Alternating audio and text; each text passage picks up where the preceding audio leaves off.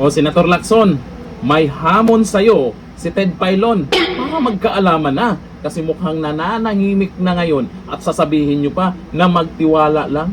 Nako, sino yung binobola nyo? O ito, panoorin po natin si Ted Filon na kung saan.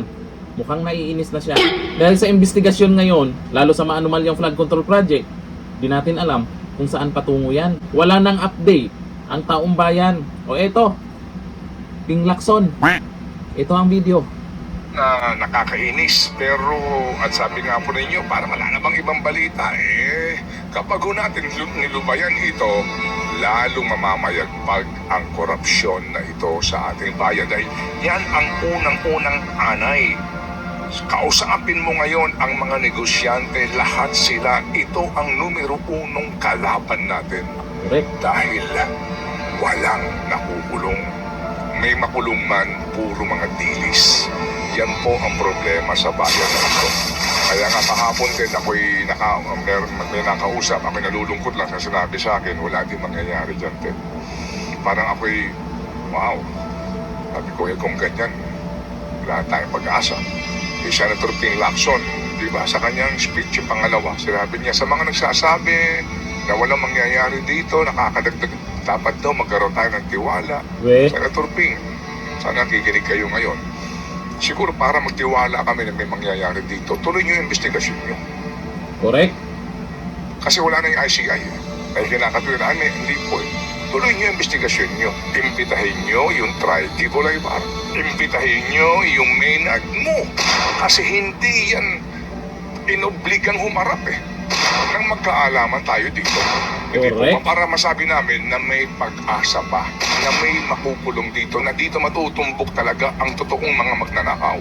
Kasi pag guminto na, iaasa mo yan dito, iba ho kasi din pag mayroong ganyan na magkakaalam, mapapanood ng bayan itong mga sagot ng mga taong ito. Kapag po ito pinaubaya mo na sa ombudsman o sa DOJ, hindi mo rin alam ang nangyayari doon. Baka naman, may pipiliin lang sila. Correct. Para magkaalaman na.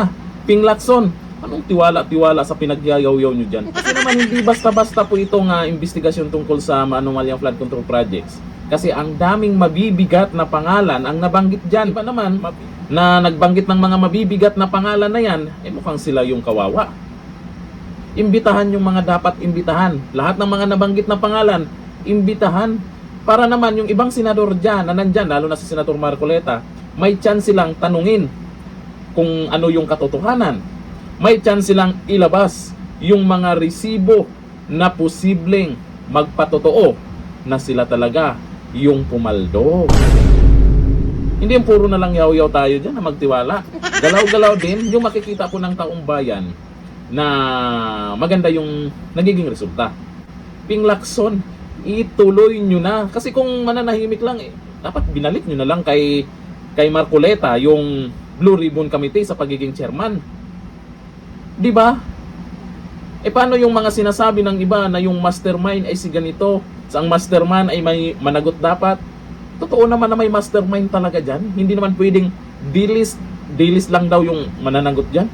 Ay, sa bagay, galawan nila yan. Pero kitang-kita naman natin sa social media na itong nakaraan kung ano yung kaibahan nung si Marcoleta pa lang yung may hawak dyan. Tapos nung pinalitan, ibang-iba yung takbo ng investigasyon. Ngayon, basta na lang mananahimik. Nako, wag nyo na hintayin na mag-iingay na naman sa EDSA. May mga nag-schedule na magrarally na naman doon. Ayon dito kay Kalikot Chef, tunay yan, Manong Ted, sobrang korupsyon na baka manguna na ang Pilipinas sa larangan ng korupsyon. Diyan magaling ang admin.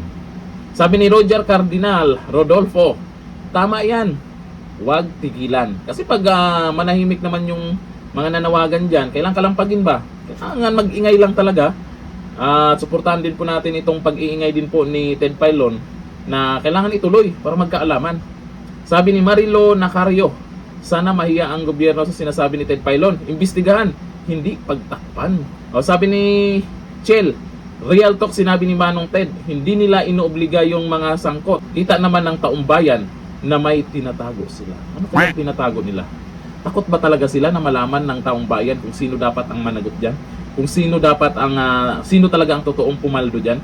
Yung mga itinuturo nila, Saldico, Okay na rin, may tinuro na rin na si Tamba daw. Okay na tayo doon. Managot nga ba?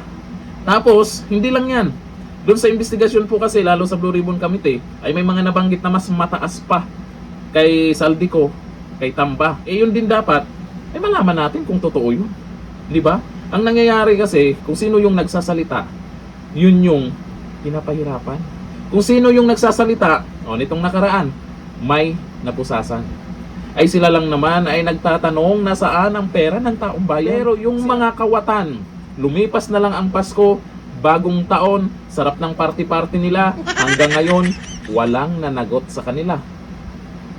Kailan pa? Mangako na naman. Kung kailan, tapos wala naman.